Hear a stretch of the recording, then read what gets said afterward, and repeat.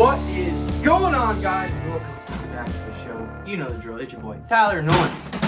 Keep smacking this thing. Today we are here with a new cage from, yes, Leap. Alright, so as you can see, guys, we have a new cage here that I'm really excited to build. It's by a new company called Leap. I will put all the information down below for you guys. And it is a very, very cool setup.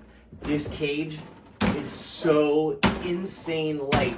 Comes in a tiny, slender box, weighs less than 10 pounds, ships right to your door super fast. It's pretty crazy. And just so you guys know, this is not a sponsored ad from them. This is just literally, I went to Reefapalooza in Orlando and met up with Pat, one of the guys over from the company, and he hooked me up with this awesome cage because he wants me to try it out and see how it is. It's really, really cool, guys. The sides are made out of this corrugated PVC, and it's all one piece, so they pretty much just you bend the pieces together. These little clips go inside the holes to keep it together. There's a bunch of little Phillips head screws this is actual metal frame up here with the plexiglass front.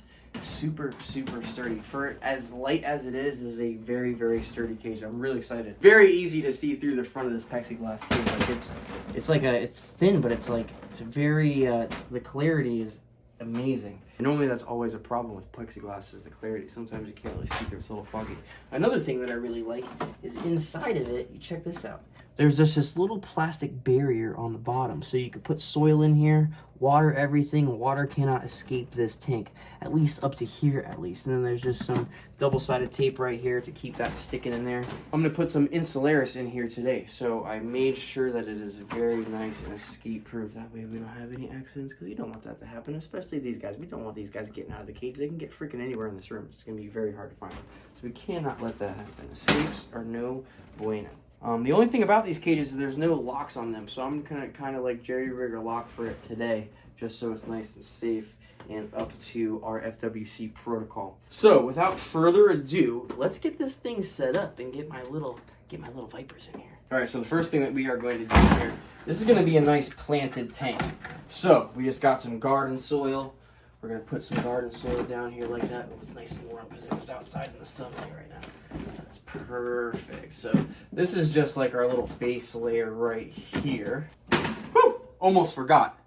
This sweet light came with two of them. This is an LED one, and then the other one that it came with is for a T5 bulb. So you can set up either or even rock both of them. All right, so now let's make this thing look pretty. I went over to the T-Bomo.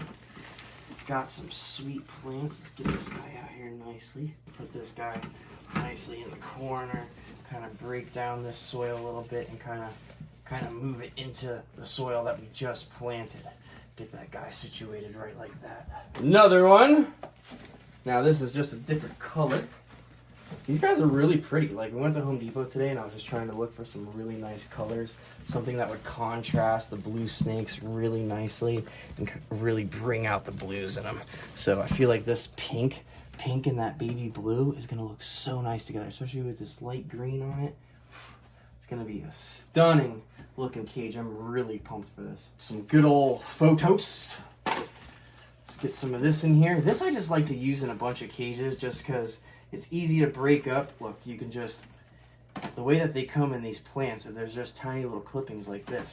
So you can just take them apart, take a clipping just like that, separate them like this, and you can pretty much plant them anywhere. This stuff grows so fast. It's what I have in all the other cages, and it flourishes. A little bit of light, like literally, I put the light cycle back on these guys only for like 4 or 5 hours a day, really. If that. Sometimes I even give them less because they get enough light from this, they get enough light from there, they get enough light from the window as well, so they don't really need, it's not a high light plant. Actually, I found out the hard way when I first got them because I was putting too much light on them and I was killing them all the time. Last but not least, the bromeliad. Just because they're so freaking pretty, you know what I mean? Such a cool flower. Even though they didn't really do that great in the other tank, but hopefully maybe this light, the spectrum is a little bit different on this guy, and it'll live a little bit better in this aquarium right here, this little vivarium that we're getting set up today. All right, now we got some grapevine. Dude, we have been blessed with grapevine lately, thankfully. Thankfully, CBK the place that we go to for most of our stuff, that and Underground, they've been having a bunch of grapevine shipments in. So we have been blessed with some sweet branches lately because for a while it was really hard to get this stuff. So we're just gonna kind of situate this a little bit, just figure out a good spot for these branches so that way they don't fall over and get smashed.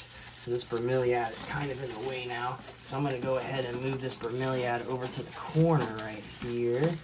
Maybe like that. There we go. That should be pretty good like that.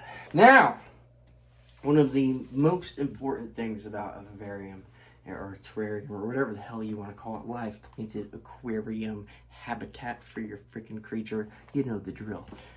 Isopods. There's about 100 or so little isopods in here. They're tiny little creatures. Now these guys help sustain the bio levels of your tank. So these guys eat poop and all that stuff. They just break all that bad stuff down in your tank and just make it a lot nicer and cleaner. They're little poop eaters. So let's put these little guys to work. I'm gonna go ahead and just dump them in this little corner and spread them out a little evenly.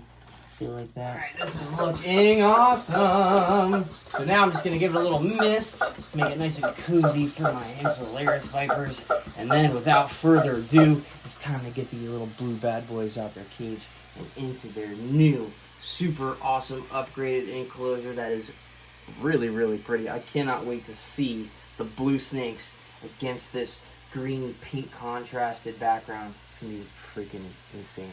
Woo! Look at that. Freaking fresh rain in there, baby.